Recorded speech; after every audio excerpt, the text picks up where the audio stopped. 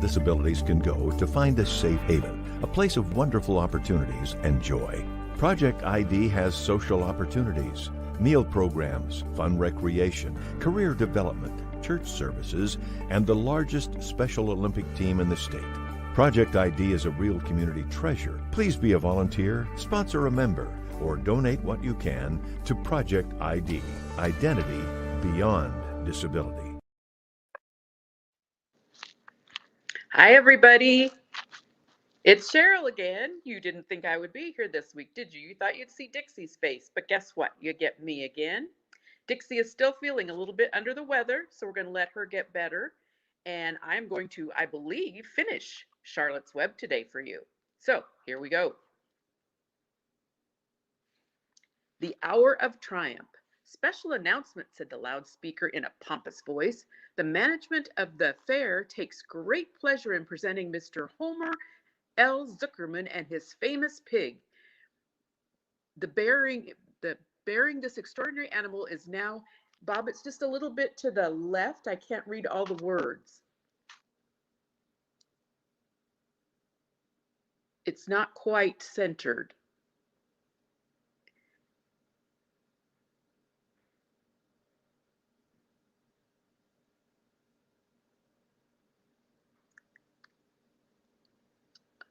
Not quite. It's still to the left too far.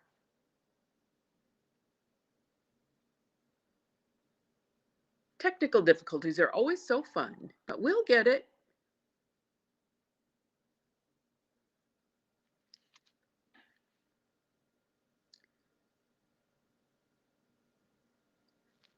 The truck bearing this extraordinary animal is now approaching the infield. Kindly stand back and give the truck room to proceed. In a few moments, the pig will be unloaded in the special judging ring in front of the grandstand, where a special award will be made. Will the crowd please make way and let the truck pass? Thank you. Wilbur trembled when he heard this speech. He felt happy but dizzy. The truck crept along in low speed. Crowds of people surrounded it, and Mr. Arable had to drive very carefully in order not to run over anybody. At last, he managed to reach the judge's stand. Avery jumped out and lowered the tailgate. I'm scared to death, whispered Mrs. Zuckerman. Hundreds of people are looking at us. Cheer up, replied Mrs. Arable. This is fun. Unload your pig, please, said the loudspeaker. All together now, boys, said Mr. Zuckerman. Several men stepped forward from the crowd to help lift the crate. Avery was the busiest helper of all.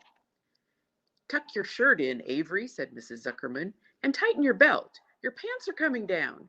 Can't you see I'm busy, replied Avery in disgust. Look, cried Fern, pointing. There's Henry. Don't shout, Fern, said her mother, and don't point. Can't I please have some money, asked Fern. Henry invited me to go on the Ferris wheel again, only I don't think he has any money left. He ran out of money. Mrs. Arable opened her handbag. Here, she said, here is 40 cents. Now don't get lost, and be back at our regular meeting place by the pig pen very soon. Fern raced off, ducking and dodging through the crowd in search of Henry. The Zuckerman pig is now being taken from his crate, boomed the voice of the loudspeaker. Stand by for an announcement. Templeton crouched under the straw at the bottom of the crate. What a lot of nonsense, muttered the rat. What a lot of fuss about nothing. Over in the pig pen, silent and alone, Charlotte rested. Her two front legs embraced this egg sack.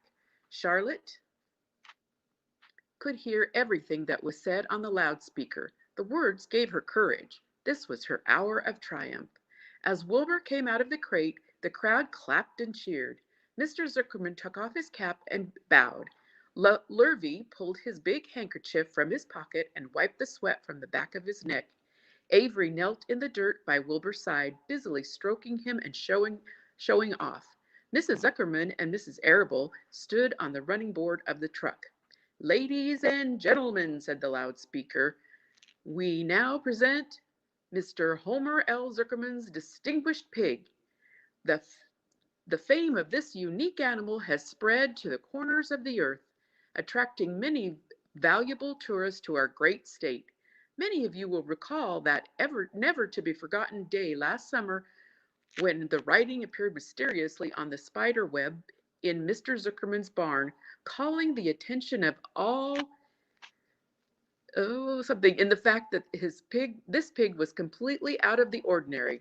This miracle has never been fully explained, although learned men have visited the Zuckerman pig pen to study and observe the phenomenon. In the last analysis, we simply know that we are dealing with supernatural forces here, and we should all feel proud and grateful. In the words of the spider's web, ladies and gentlemen, this is some pig.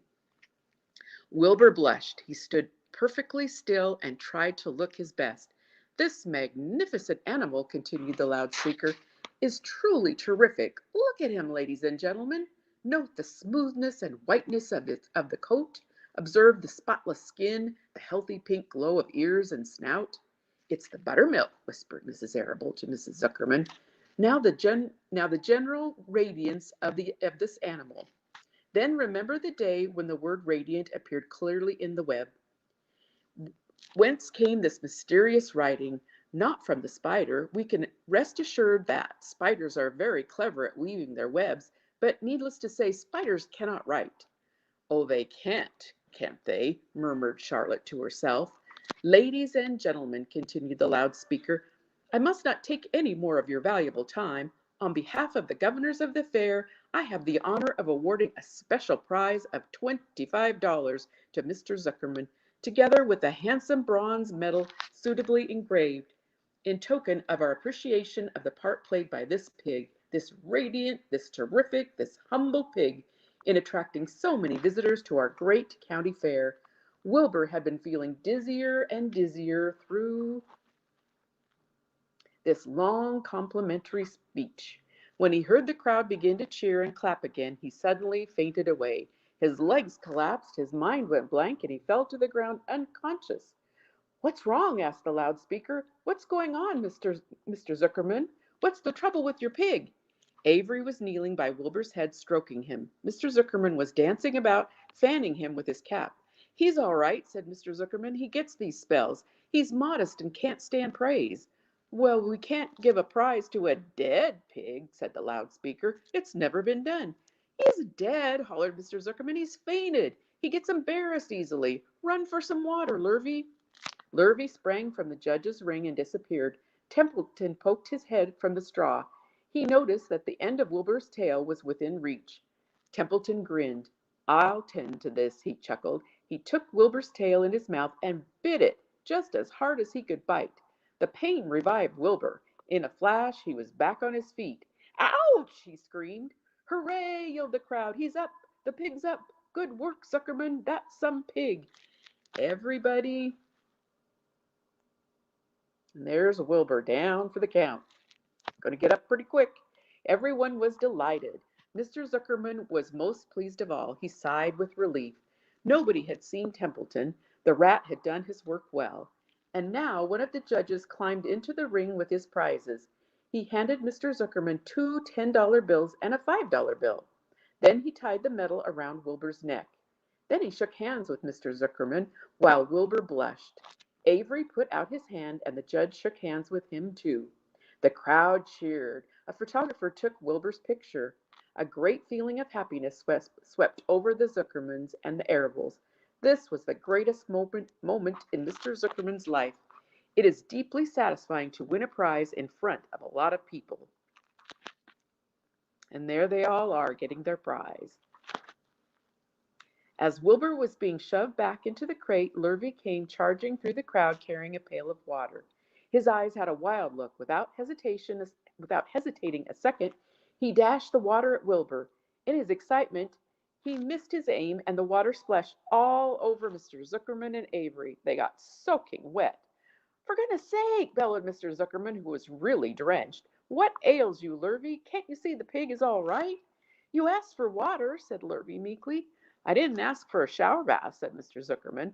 The crowd roared with laughter. Finally, Mr. Zuckerman had to laugh too. And of course, Avery was tickled to find himself so wet, and he immediately started to act like a clown. He pretended he was taking a shower bath. He made faces and danced around and rubbed imaginary soap under his armpits. Then he dried himself with an imaginary towel. "Avery, stop it!" cried his mother. "Stop showing off." But the crowd loved it. Avery heard nothing but the applause. He liked being a clown in a ring, with everybody watching in front of a grandstand. When he discovered there was still a little water left in the bottom of the pail, he raised the pail high enough in the air and dumped the water on himself and made faces. The children in the grandstand screamed with appreciation. At last things calmed down. Wilbur was loaded into the truck. Avery was led from the ring by his mother and placed on the seat of the truck to dry off. The truck, driven by Mr. Arable, crawled slowly back to the pig pen. Avery's wet trousers made a big wet spot on the seat. Charlotte and Wilbur, oh, the chapter is called Last Day. Charlotte and Wilbur were alone. The families had gone to look for Fern. Templeton was asleep. Wilbur lay resting after the excitement and strain of the ceremony. His medal still hung from his neck. By looking out the corner of his eye, he could see it. "Charlotte," said Wilbur after a while, "why are you so quiet?" "I like to sit still," she said. "I've always been rather quiet." "Yes, but you seem specially so today. Do you feel all right?" "A little tired, perhaps, but I feel peaceful. Your success in the ring this morning was, to a small degree, my success. Your future is assured. You will live secure and safe, Wilbur. Nothing can harm you now. These autumn days will shorten and grow cold. The leaves will shake loose from the trees and fall. Christmas will come, then the snows of winter. You will live to enjoy the beauty of the frozen world. For you mean a great deal to Zuckerman, and he will not harm you ever. Winter will pass, the days will lengthen, the ice will melt in the pasture pond, the song sparrow will return and sing, the frogs will wake, the warm wind will blow again. All those sights and sounds and smells will be yours to enjoy, Wilbur, this lovely world, these precious days. Charlotte stopped. A moment later, a tear came to Wilbur's eye. "Oh, Charlotte," he said, "to think that when I first met you I thought you were cruel and bloodthirsty." When he recovered from his emotion, he spoke again. "When did you do all this for me?" he asked. "Why did you do all this for me?" he asked. "I don't deserve it. I've never done anything for you." "You have been my friend," replied Charlotte. "That in itself is a tremendous thing. I wove my webs for you because I liked you. After all, what's a life, anyway? We're born, we live a little while, we die. A spider's life can't help being something of a mess with all this trapping and eating flies. By helping you, perhaps I was trying to lift up my life a trifle. Heaven knows anyone's life can stand a little of that." "Well," said Wilbur, "I'm no good at making speeches. I haven't got your gift for words, but you have saved me, Charlotte, and I would gladly give my life for you. I really would." "I'm sure you would, and I thank you for your generous sentiments." "Charlotte," said Wilbur, "we're all going home. We're all going home today. The fair is almost over. Won't it be wonderful to be back home in the barn cellar again with the sheep and the geese? Aren't you anxious to get home?" For a moment Charlotte said nothing. Then she spoke in a voice so low Wilbur could hardly hear the words. "I will not be going back to the barn," she said. Wilbur leapt to his feet. "Not going back!" he cried. "Charlotte, what are you talking about?" "I'm done for," she replied. "In a day or two I'll be dead. I haven't even strength enough to climb down into the crate. I doubt if I have enough silk in my spinnerets to lower me to the ground."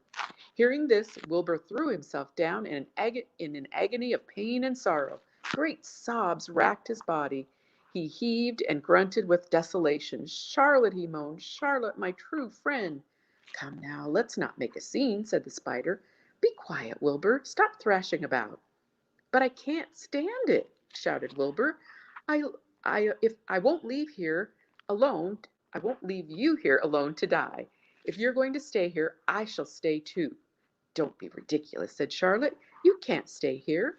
Zuckerman and Lurvy and the others will be back any moment, and they'll shove you into that crate and away you'll go. Besides, it wouldn't make any sense for you to stay. There would be no one to feed you. The fairgrounds will soon be empty and deserted." Wilbur was in a panic. He raced around and round the pen. Suddenly he had an idea. He thought of the egg sack and the 514 little spiders that would hatch in the spring. If Charlotte herself was able to go home to the barn, at least he must take her. If Charlotte herself was unable to go home to the barn, at least he must take the children along. Wilbur rushed to the front of his pen. He put his front feet up on the top board and gazed around. In the distance he saw the Arables and the Zuckermans approaching. He knew he would have to act quickly. "Where's Templeton?" he demanded. "He's in the corner under the straw, asleep," said Charlotte. Wilbur rushed over, pushed his strong snout under the rat, and tossed him into the air. "Templeton!" screamed Wilbur. "Pay attention!" The rat, surprised out of a sleep, looked first dazed and then disgusted.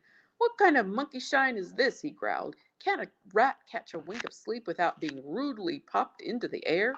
"Listen to me," cried Wilbur. "Charlotte is very ill. She has only a short time to live. She cannot accompany us home because of her condition. Therefore, it is absolutely necessary that I take her egg sac with me. I can't reach it, and I can't climb. You are the only one that can get it. There's not a second to be lost. The people are coming. They'll be here in no time. Please, please, please, Templeton, climb up and get the egg sac." The rat yawned. He straightened his whiskers. Then he looked up at the egg sac. "So," he said in disgust. "So it's Templeton to the rescue again.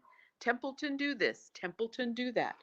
Please run down to the dump and get me a magazine clipping. Templeton, please lend me a piece of string so I can spin a web." "Oh, hurry," said Wilbur. "Hurry up, Templeton." But the rat was in no hurry. He began imitating Wilbur's voice. "So hurry up, Templeton," he said. "Ho, ho, and what thanks do I ever get for these services, I would like to know? Never a kind word for old Templeton, only abuse and wisecracks and side remarks. Never a kind word for a rat."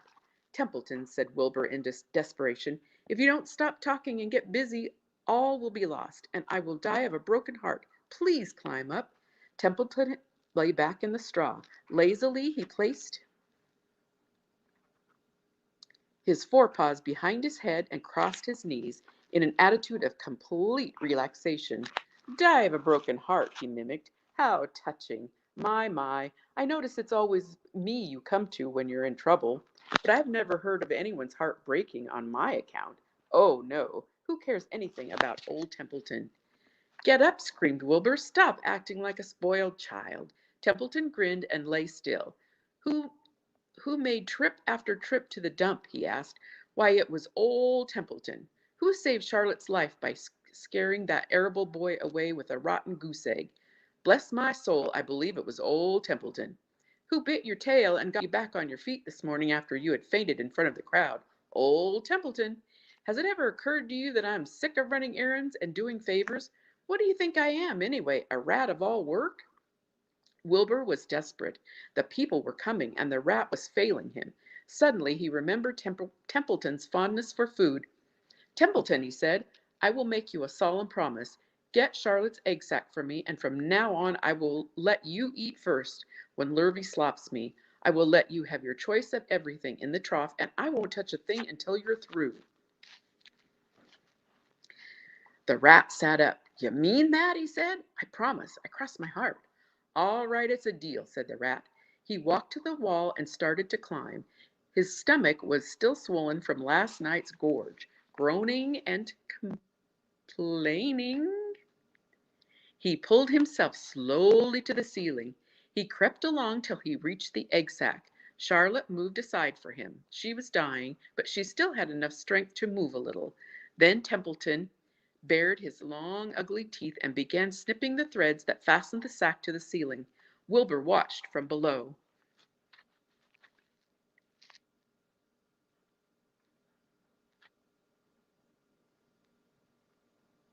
"Use extra care," he said. "I don't want a single one of those eggs harmed."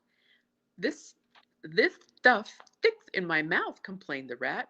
"It's worse than caramel candy." But Templeton worked away at the job and managed to cut the sack adrift and carry it to the ground, where he dropped it in front of Wilbur. Wilbur heaved a great sigh of relief. "Thank you, Templeton," he said. "I will never forget this as long as I live." "Neither will I," said the rat, picking his teeth. "I feel as though I've eaten a spool of thread. Well, home we go." Templeton crept up into the crate and buried himself in the straw. He got out of sight just in time. Lurvy and John Arable and Mr. Zuckerman came along at that moment, followed by Mrs. Arable and Mrs. Zuckerman and Avery and Fern.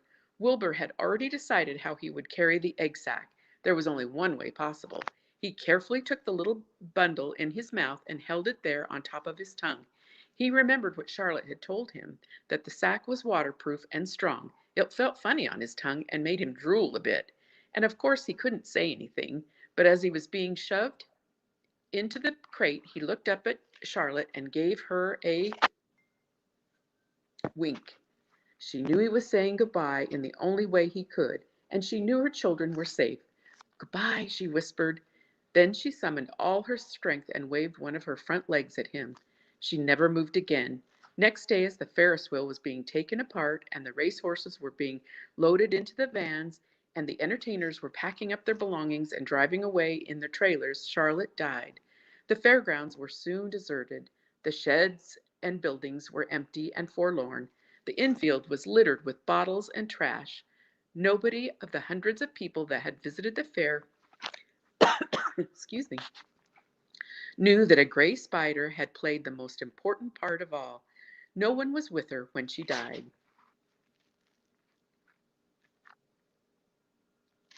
A warm wind. And so Wilbur came home to his beloved manure pile in the barn cellar.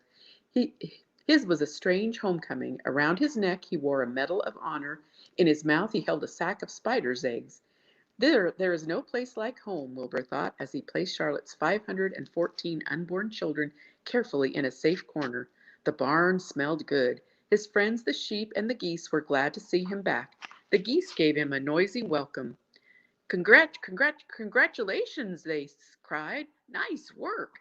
Mr. Zuckerman took the medal from Wilbur's neck and hung it on a nail over the pig pen, where visitors could examine it. Wilbur himself could look at it whenever he wanted to. In the days that followed, he was very happy. He grew to a great size. He no longer worried about being killed, for he knew that Mr. Zuckerman would keep him as long as he lived. Wilbur often thought of Charlotte. A few strands of her old web still hung in the doorway. Every day Wilbur would stand and look at the torn, empty web, and a lump would come to his throat. No one had ever had such a friend, so affectionate, so loyal, and so skillful. The autumn days grew shorter. Lurvy brought the squashes and pumpkins in from the garden and piled them on the barn floor where they wouldn't get nipped on the frosty nights. The maples and birches turned bright colors, and the wind shook them, and they dropped their leaves one by one to the ground. Under the wild apple tree in the pasture, the red little apples lay thick on the ground, and the sheep gnawed them, and the geese gnawed them, and the foxes came in at night and sniffed them. One evening, just before Christmas, snow began falling. It covered house and barn and fields and woods. Wilbur had never seen snow before. When morning came, he went out and plowed the drifts in his yard for the fun of it. Fern and Avery arrived dragging a sled.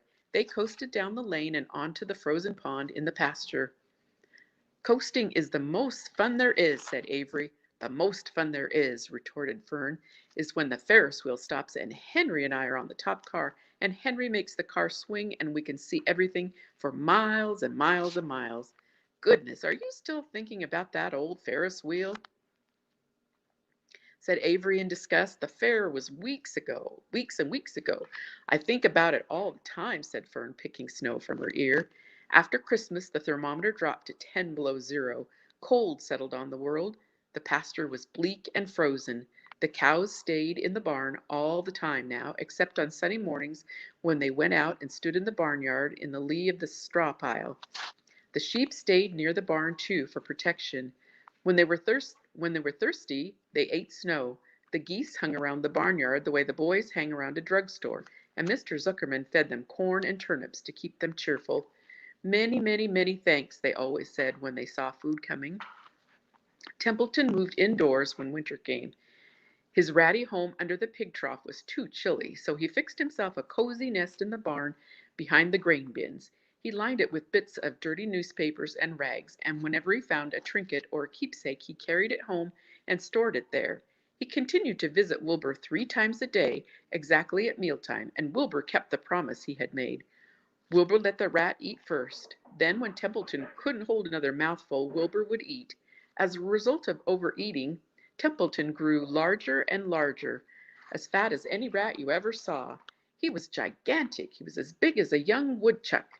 The old sheep spoke to him about his size one day. "You would live longer," said the old sheep, "if you are less." "Look at how big Templeton's got." "Who wants to live forever?" sneered the rat. "I am naturally a heavy eater, and I get untold satisfaction from the pleasure of the feast." He patted his stomach, grinned at the sheep, and crept upstairs to lie down. All winter, Wilbur watched over Charlotte's egg sack as though he were guarding his own children. He had scooped out a special place in the manure for the sack, next to the board fence. On very cold nights he lay so that his breath would warm it. For Wilbur, nothing in life was so important as this small round object. Nothing else mattered. Patiently he awaited the end of winter and the coming of the little spiders. Life is always a rich and steady time when you are waiting for something to happen or to hatch. The winter ended at last. "I heard the frogs today," said the old sheep one evening. "Listen, you can hear them now." Wilbur stood still and cocked his ears. From the pond, in shrill chorus, came the voices of hundreds of little frogs. "Springtime," said the old sheep thoughtfully. "Another spring." As she walked away, Wilbur saw a new lamb following her. It was only a few hours old. The snows melted and ran away. The streams and ditches bubbled and chattered with rushing water. A sparrow with a streaky breast arrived and sang. The light strengthened. The mornings came sooner. Almost every morning there was another new lamb in the sheepfold. The goose was sitting on 9 eggs. The sky seemed wider, and a warm wind blew. The last remaining strands of Charlotte's old web floated away and vanished.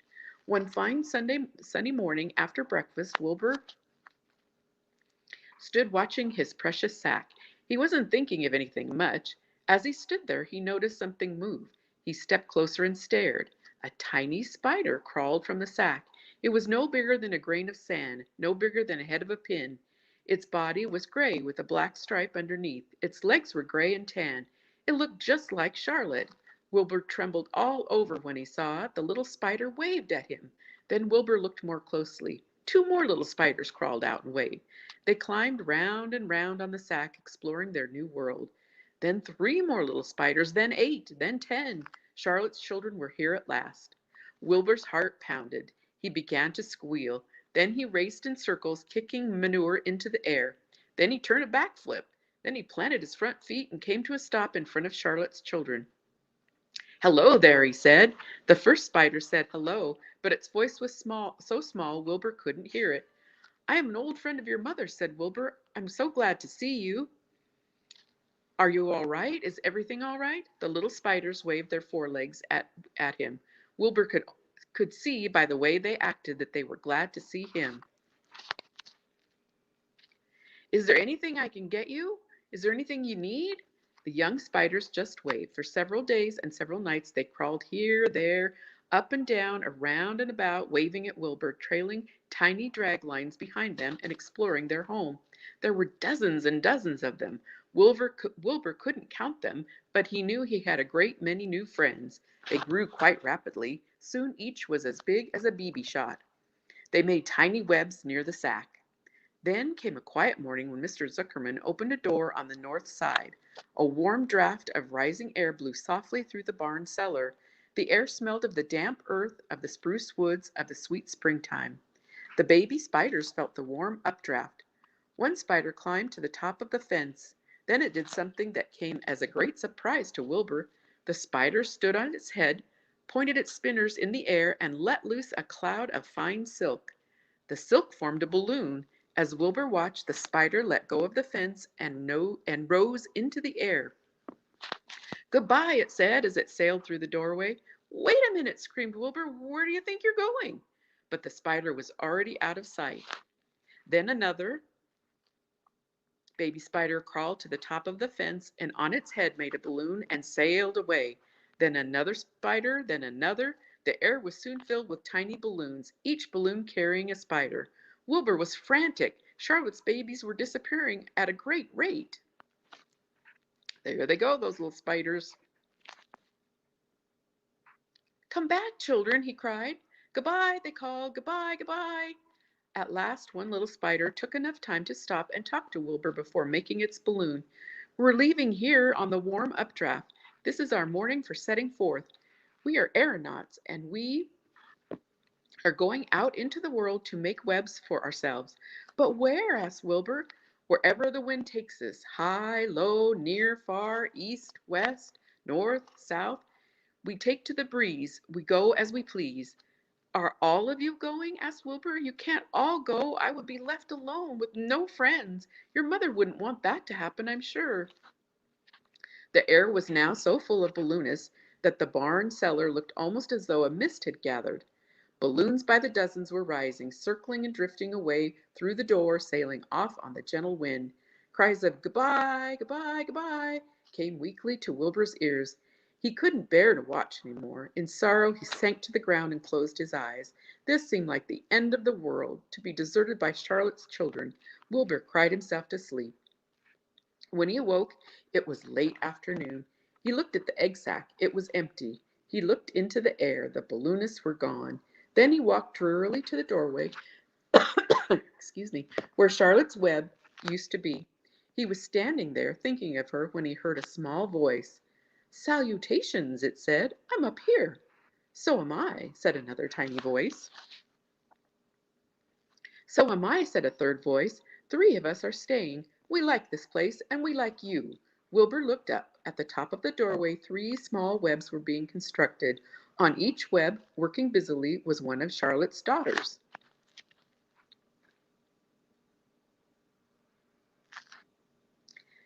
"Can I take this to mean," asked Wilbur, "that you have definitely decided to live here in the barn cellar, and that I'm going to have three friends?" "You can indeed," said the spiders.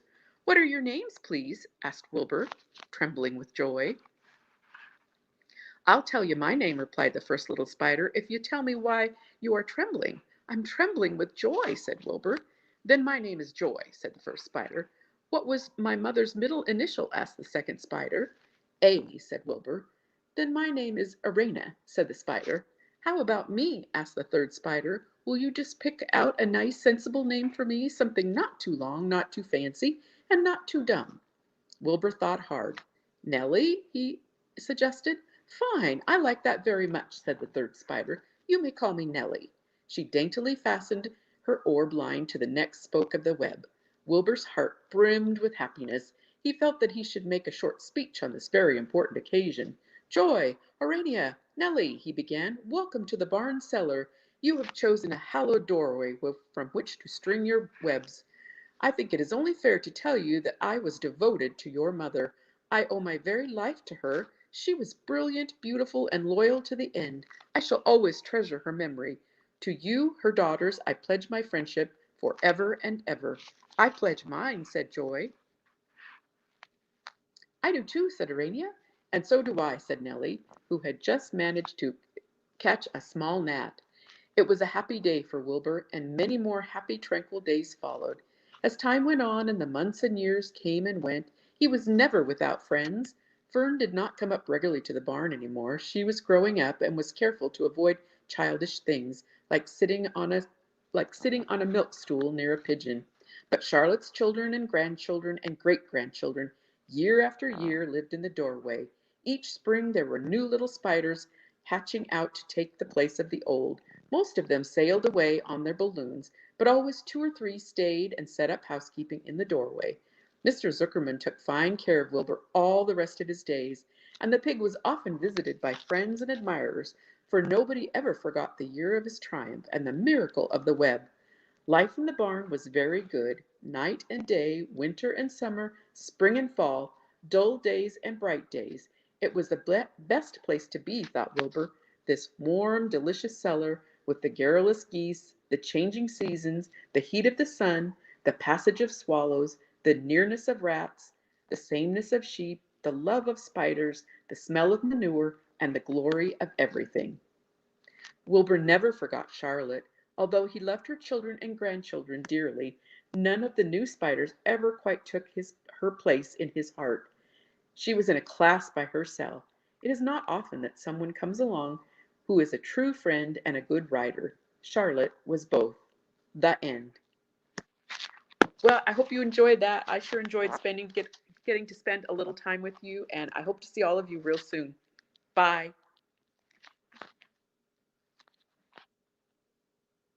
There is a special place where adults with developmental disabilities can go to find a safe haven, a place of wonderful opportunities and joy. Project ID has social opportunities, meal programs, fun recreation, career development, church services, and the largest Special Olympic team in the state. Project ID is a real community treasure. Please be a volunteer, sponsor a member, or donate what you can to Project ID, Identity Beyond.